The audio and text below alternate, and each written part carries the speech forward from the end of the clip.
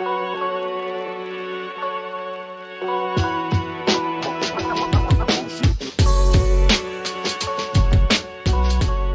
right, so we're going to start with the rapid fire round. At what age do you want to retire?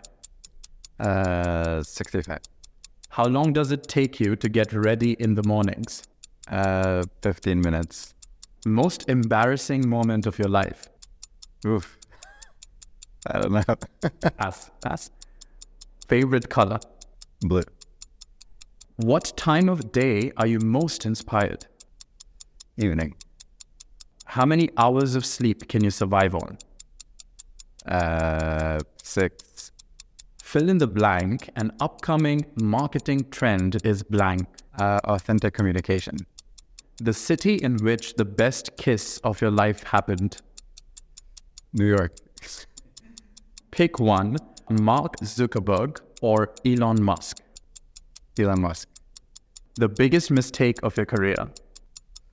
Not consulting enough people early on in my career. How do you relax? Meditate. How many cups of coffee do you drink per day? 3. A habit of yours that you hate. I don't know, pass. The most valuable skill you've learned in life. Creativity. And the last one is your favorite Netflix or HBO show or any OTT platform. Favorite.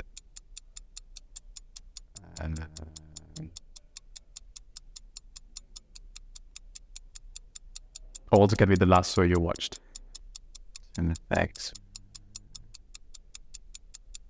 Okay, Ted Lasso. Ted Lasso, okay. That's Apple TV. How about this? All right, and I'm going to give you 2 bonus ones. The last song you've listened to. Queen, Don't Stop Me Now. And the last movie you've watched that you liked. Coda. Okay, so you're very much of an Apple TV fan. There's also an Apple TV. All right, so we can go on to the long questions. And before we go on to the long questions, is there any one of the rapid fire questions you want to elaborate on in more detail, or do you want to just move on to the long ones? I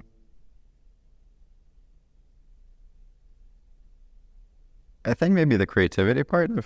Yeah, go ahead. Do you want to kind of set it up? It was the most valuable skill you've learned in life is creativity. Could you tell us more about that? I think creativity is one of the most important skills that I've gained in my life. I think it's one of the most important tools of being an entrepreneur, being a business person, and being a technology leader. And I think all of us can implement creativity in our day-to-day to solve problems and tell more compelling stories in every single challenge that we tackle. I'm going to move on to the bigger questions now. So as the Senior Vice President of Product at Vimeo, can you provide an overview of your role and responsibilities in leading the development and strategy of video creation and editing products? At Vimeo, I lead all of our video creation and editing products. So basically, a great way to think about it is all of our tools that enable users to go from having no video to having a video on the platform. So everything from the upload experience to Vimeo, which is one of the most common actions performed on the platform today, to creating videos from scratch using our video creation tools, editing videos that you've either created on the platform or uploaded, adding a layer of interactivity on the videos to make those videos more engaging and more immersive. A lot of fantastic use cases for that that we're seeing. And all of our live streaming and live events tools as well. And so what are some of the ways in which they're becoming interactive, the videos?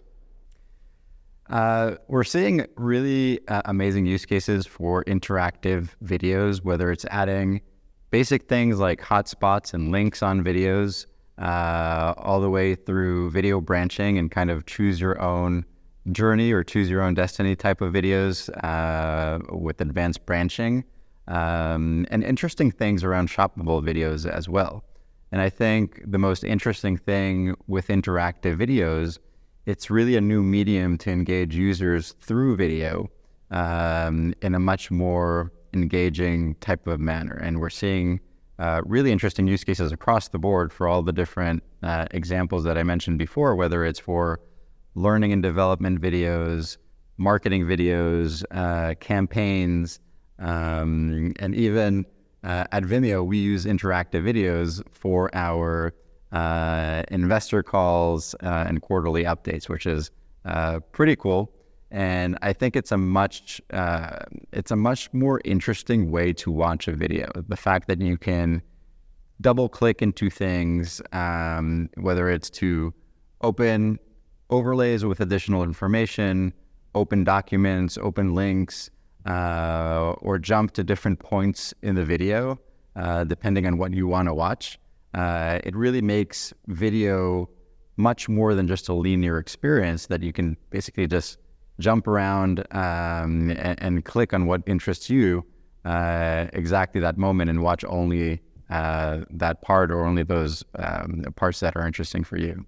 So how would you say Vimeo differentiates itself in the competitive landscape of video creation and editing platforms? What unique features or functionalities does Vimeo offer? Vimeo really offers an end-to-end video platform. It really has everything that one needs to be successful with video, all the way from the video creation, editing videos, collaboration around videos with your team, engaging users, analyzing how those videos perform using advanced analytics. And it really is a place that you can branch out all those videos from one single place. I think that no other platform has the level of sophistication of tools that we have, and none have it all in one place. You know, we're seeing a lot of different point solutions around videos, specifically around creation or specifically around video hosting, but none that really compare in having everything in one place. And in that sense, we're really creating what we call a video experience platform. Now, I feel Vimeo has been the choice for a lot of budding filmmakers and a lot of film creators. What is the success story behind Vimeo getting this audience?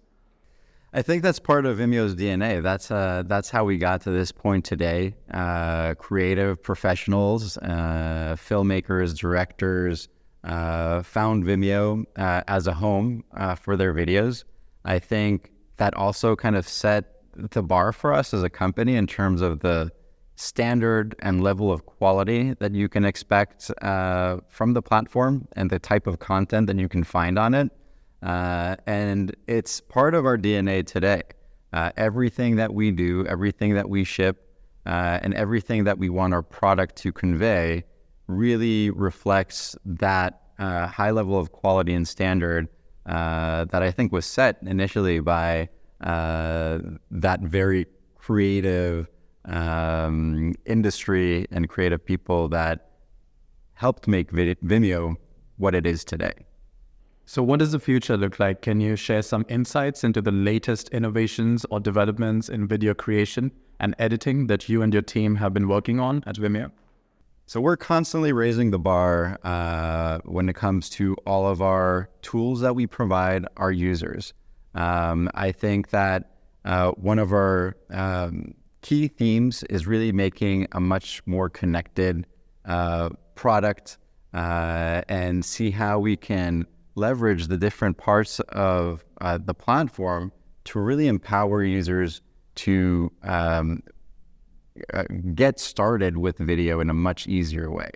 Removing those blockers, removing those barriers to entry. I think there is no question today in anybody's mind, especially after the past few years that we went through, that video is the future. Whether you're an individual, a creative professional, a business, whether you're a marketer or somebody who is in charge of employee communications, or even an executive at a company, everybody needs to communicate with video but we also know that many people find that pretty intimidating. No, it's not that very trivial for people to immediately jump on board, get started with creating videos. It sounds like something that would be a bit more challenging and complicated, and something that is for the video professionals to do. And we're saying, no, anybody can do it. And I think bringing those barriers down, that's a huge part of what we're doing. And it's a huge emphasis on some of the really exciting things that we're working on today, which also leverage AI. So could you tell us more about where does generative AI fit into Vimeo's larger product strategy, and what can we expect on this front in the future? So AI is not something that's new to Vimeo. It goes back to previous acquisitions that we did with Magisto and Wibbitz, which were automated video creation tools based on AI. So it's something that we've been heavily investing in for the past few years. And we really believe that AI has the power to lower those barriers of entry for anybody to get started with video. So one of the most exciting things that we're launching now is what we call one-take editing. And what it means is basically that anybody can get started with video communication. So you can record your video, communicate through video in a much easier way. And it starts with our Record Studio. It's a brand new experience to record video messages and video communication, which leverages AI throughout the process. So it starts with an AI script generator, so you can ask the AI to help you write your script. So it's kind of having like your own personal speechwriter. We know that even the president of the United States has a speechwriter. So now everybody can have one. And it's something that really solves writer's block. We believe that there's kind of like that blank canvas problem, that anytime you want to get started with something, if you're staring at a blank canvas, it's really hard to get started. So the AI script generator really helps you kind of get through that first hurdle in your creation process. So once you have that script, you can open it up in a teleprompter, which is a cool little tool that you can see your script that was generated through the AI, record your video, and you don't have to worry about messing up throughout the video. It's very intimidating. We all make mistakes throughout the video, but once you understand what's coming next in the product, you don't have to worry about it. That's why we call it one-take editing. Once you're done with your recording, you land on our brand new text-based video editor.